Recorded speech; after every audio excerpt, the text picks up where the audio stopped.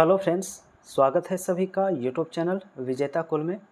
तो साथियों, इस वीडियो में हम सामान्य हिंदी का मैराथन वीडियो डिस्कस करने वाले हैं। जो फ्रेंड्स सिविल कोड प्यून के री एग्ज़ाम और साथ ही साथ बिहार कार्यालय परिचारी परीक्षा को लेकर यहाँ पर काफ़ी महत्वपूर्ण वीडियो होने वाला है, क्योंकि दोनों में हिंदी का बहुत ज़्यादा वेटेज होने वाला है। इसलिए आप लोग इसे ज़रूर रिवीजन करिए और कितना सही कर पाते हैं आप लोग कमेंट में ज़रूर बताइएगा। तो चलिए आप लोग अपना आंसर फटाफट राइट आंसर कमेंट करिए। आइए शुरू करते हैं आज का वीडियो।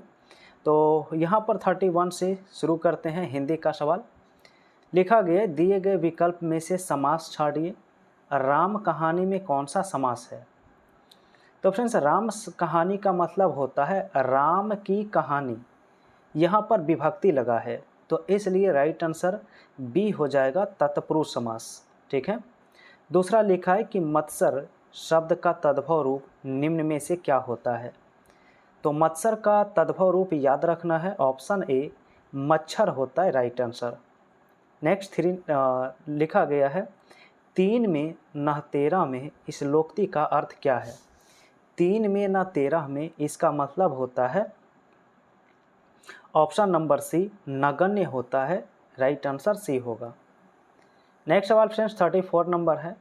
लिखा प्रादेशिक शब्द में कौन सा प्रत्यय लगा हुआ है? तो प्रादेशिक में होता इक प्रत्यय, ऑप्शन बी होगा। नेक्स्ट लिखा है इनमें से सर्वनाम शब्द कौन सा है? सर्वनाम की पहचान करिए। तो सर्वनाम यहाँ पर कौन हो जाएगा? Option D. नेक्स्ट लिखा है कि विशेषण का लिंग किसके अनुसार होता है? तो विशेषण का जो लिंग होता है फ्रेंड्स वो विशेष्य के अनुसार होता है, ऑप्शन ए हो जाएगा। इसके बाद नेक्स्ट क्वेश्चन 37 है। लिखा है पानी प्रात को हाथ छुओ नहीं, नैनन जल सो पग धोए, इनमें कौन सा अलंकार लगा हुआ है? ठीक है। तो यहाँ पर अलंकार जो है वो होगा अतिशयोक्ति अलंकार, ऑप्शन ए होगा अतिशयोक्ति अलंकार, क्योंकि यहाँ पर आंसुओं को इतना अधिक बताया गया है कि उनसे पैर धोए जा सकते हैं, जो कि अतिशयोक्ति है। तो आंसर ए है। नेक्स्ट लिखा है साथियों हार्दिक स्वागत, इस वाक्य में कौन सा कारक प्रयुक्त हुआ है? तो 38 का ऑप्शन ए हो जाएगा, संबोधन कारक यहाँ पर प्रयुक्त हुआ। ठीक है। नेक्स्ट लिखा है कि वकील शब्द किस भाषा से हिंदी में आया है? तो वकील शब्द जो आया है फ्रेंड्स याद रखेंगे अरबी शब्द से आया है, बी ऑप्शन होगा। तो नेक्स्ट क्वेश्चन 40 नंबर लिखा गया है। लिखा है संज्ञा के संदर्भ में जातिवाचक संज्ञा कब व्यक्तिवाचक संज्ञा का रूप ले लेती है? तो जो जातिवाचक संज्ञा होता है वो व्यक्तिवाचक का रूप लेता है। याद रखेंगे कि जब वह किसी विशेष व्यक्ति या संदर्भ के लिए रूढ़ हो जाए। नेक्स्ट है भाववाचक संज्ञा का निर्माण किन शब्दों से नहीं होता है? तो याद रखना है भाववाचक संज्ञा का जो निर्माण है वो जातिवाचक संज्ञा से होता है, विशेषण से होता है, क्रिया से होता है, बट पुरुषवाचक सर्वनाम से नहीं होता। तो आंसर इस सवाल का डी ऑप्शन राइट होगा। आगे आइए सवाल नंबर नेक्स्ट है 42। लिखा है सर्वनाम के प्रयोग का मुख्य उद्देश्य क्या है? तो सर्वनाम का मुख्य उद्देश्य है कि संज्ञा के पुनरुक्ति दोष को दूर करना और भाषा को संक्षिप्त करना। नेक्स्ट है सर्वनामिक विशेषण और सर्वनाम में मूल अंतर क्या होता है? तो दोनों में मूल अंतर है कि सर्वनाम संज्ञा के स्थान पर आता है, जबकि सर्वनामिक विशेषण संज्ञा के पहले आकर उसकी विशेषता बताता है। नेक्स्ट 44 लिखा द्विकर्मक क्रिया वाले वाक्यों में मुख्य कर्म और गौण कर्म की पहचान का सही आधार क्या है? तो फ्रेंड्स राइट आंसर सी होगा। मुख्य कर्म निर्जीव वस्तु होता है और क्या उत्तर देता है, जबकि गौण कर्म सजीव होता है और ये किसको उत्तर देता है। नेक्स्ट क्वेश्चन लिखा पूर्वकालिक क्रिया का निर्माण धातु में क्या जोड़कर किया जाता है? याद रखेंगे पूर्वकालिक क्रिया का जो निर्माण होता है उसमें कर या कर के जोड़ा जाता है धातु में। ठीक है। तो ऑप्शन बी है। नेक्स्ट क्वेश्चन 46 लिखा है कि वाच्य के संदर्भ में कौन सा कथन यहाँ पर असत्य है? तो कथन असत्य यहाँ पर ऑप्शन डी है। भाववाच्य में सकर्मक क्रिया का प्रयोग अनिवार्य है, जो कि यहाँ पर गलत है। ठीक है। चलिए आगे बढ़ते हैं। नेक्स्ट लिखा आपादान कारक में से विभक्ति प्रयोग किस अर्थ में नहीं होता है? 47 का राइट आंसर क्या होगा? याद रखेंगे सी ऑप्शन, साधन या माध्यम के अर्थ में नहीं होता है।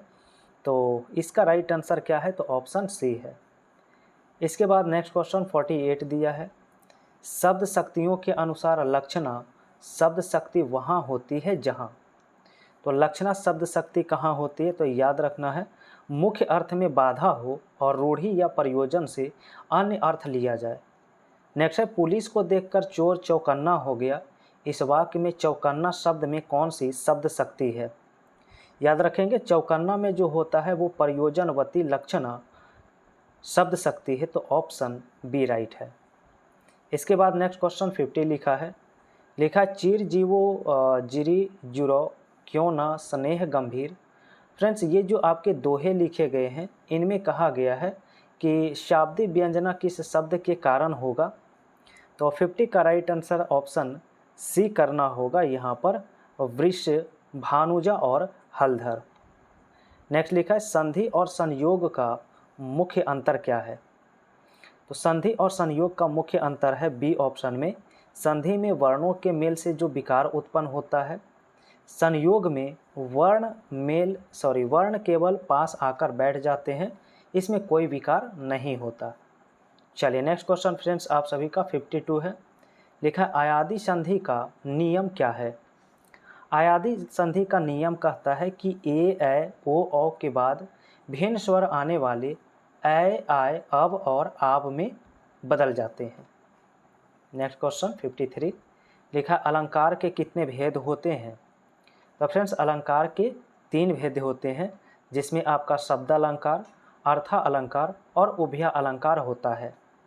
नेक्स्ट है जगन्नाथ में व्यंजन संधि का कौन सा नियम यहाँ पर लागू हुआ है, ये बताइए। तो 54 का राइट आंसर बी ऑप्शन होगा, वर्ग के पहले वर्ग का 5वें वर्ण में परिवर्तन। इसके बाद अगला सवाल लिखा है कि विसर्ग संधि के नियमानुसार यदि विसर्ग के पहले ई या उ और बाद में क ख प फ हो तो विसर्ग किस में बदलते हैं?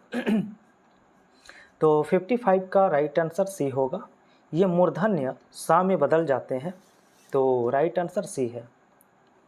नेक्स्ट क्वेश्चन लिखा है समास के संदर्भ में बहुब्रीहि समास और कर्मधारय समास में सूक्ष्म अंतर क्या है, ये बताइए। तो बहुब्रीहि और कर्मधारय में यहाँ पर सूक्ष्म अंतर पूछा गया है, तो बी ऑप्शन होगा। कर्मधारय में विशेष्य और विशेषण का संबंध होता है, जबकि बहुब्रीहि में समस्त पद किसी तीसरे अर्थ का बोध कराता है।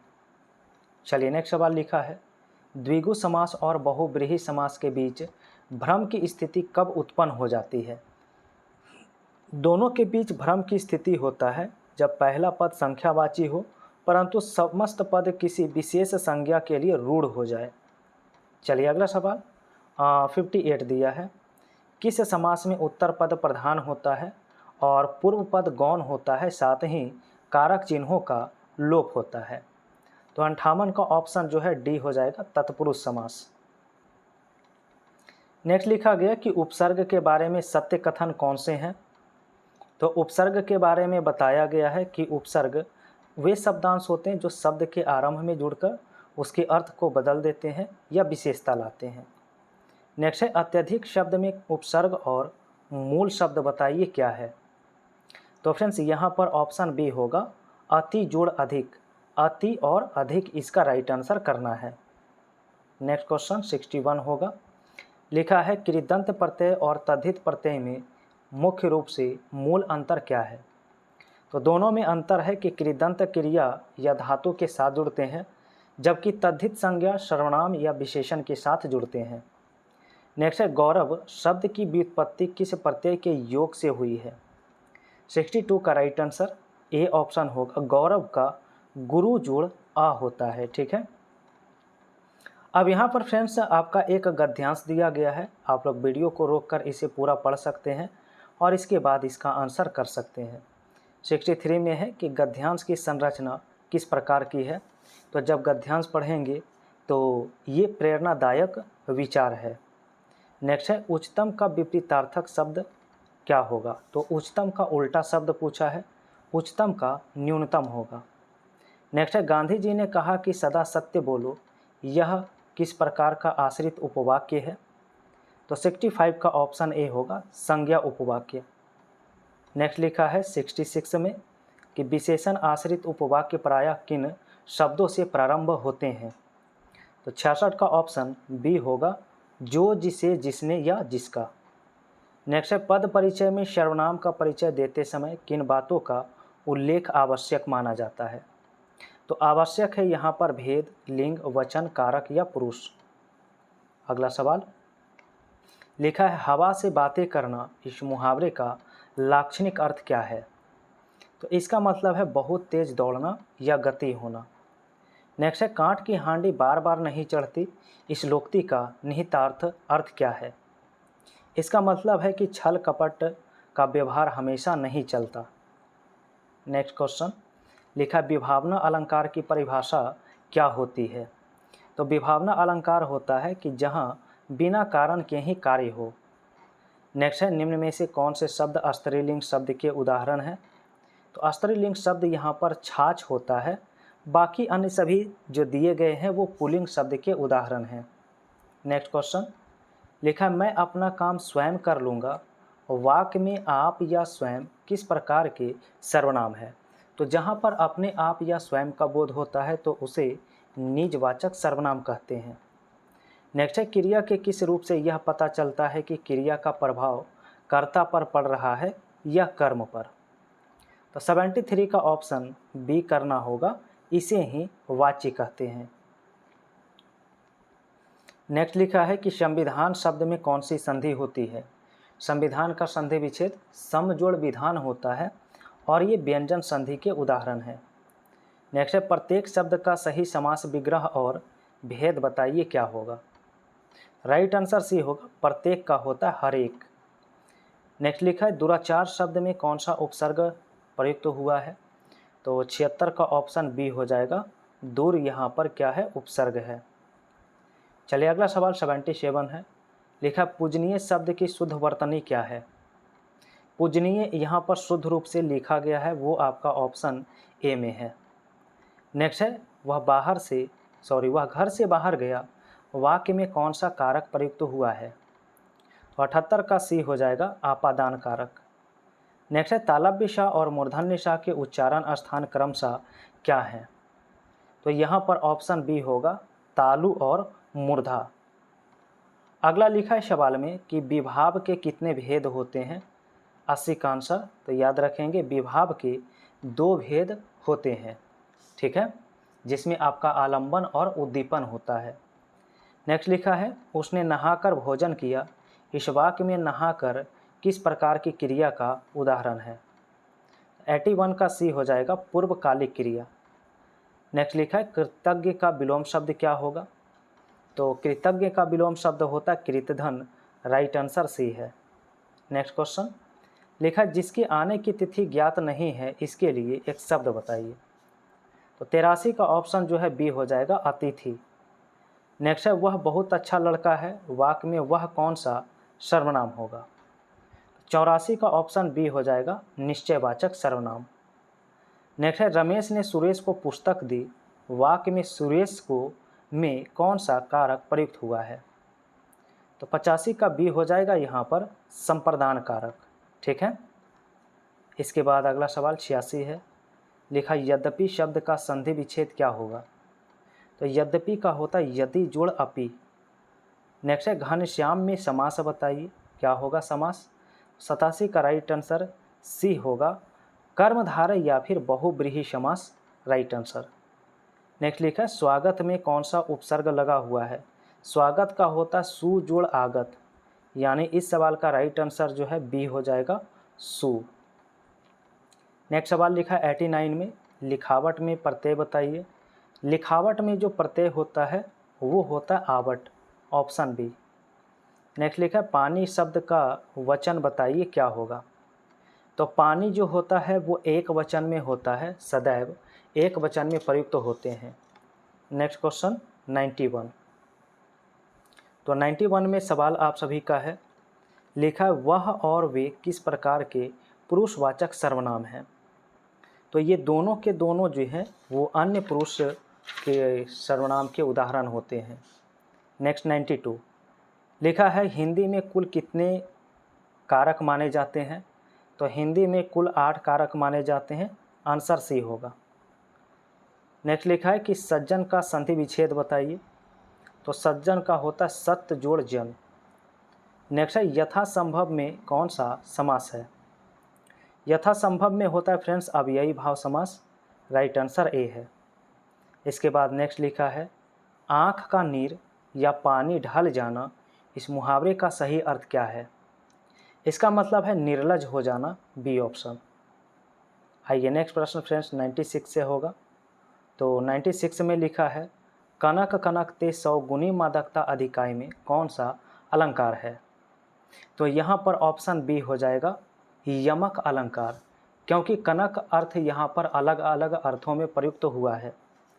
नेक्स्ट है रहीमन पानी राखिए बिन पानी सब सून में पानी शब्द का प्रयोग में कौन से अलंकार प्रयुक्त हुआ है?